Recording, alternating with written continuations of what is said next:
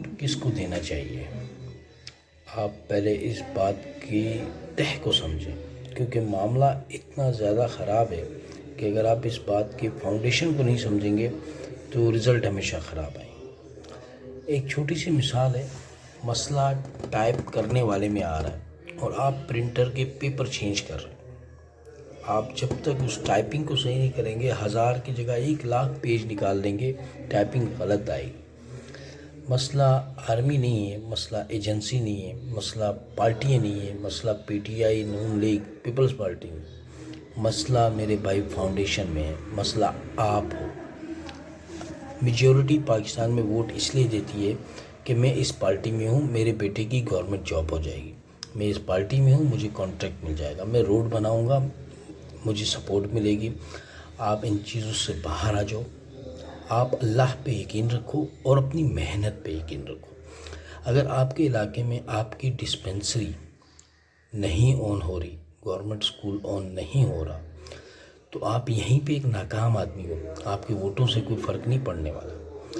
آپ اپنے علاقے میں آپ کی روڈ، گٹر لائن، بجلی، یہ چیزیں پوری نہیں ہیں، آپ سے الیکٹریسٹی والا زیادتی کر رہا ہے، آپ سے ٹھیلے والا زیادتی کر رہا ہے، وہ آپ کو گندے پھل ڈال کے دے دیتا ہے، آپ وہاں نہیں بول پاتے۔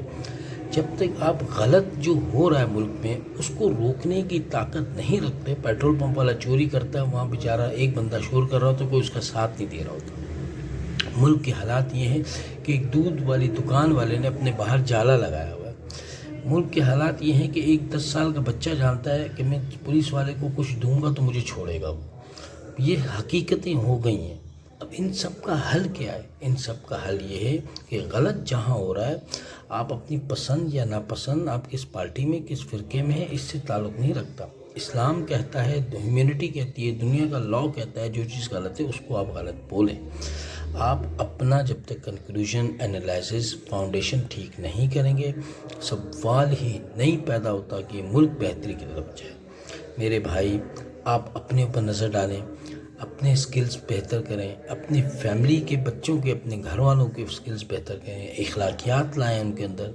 بدتمیزی کا ایک طوفان برپا ہے، ہمیں نفرت پھیلانے کی ترغیب دی جا رہی ہے، ہمیں قوم پرستی، پارٹی بازی کی طرف دھکیلا جا رہا ہے۔ آپ کو اندازہ ہی نہیں ہے کہ آپ کی جو سرچنگ ہے اس سے مارکیٹنگ والے کیا کیا سرچ کر کے آپ کے ذہن میں اس کے قریب کی کیا کیا چیزیں ڈالتے ہیں، آپ کو نہیں اندازہ۔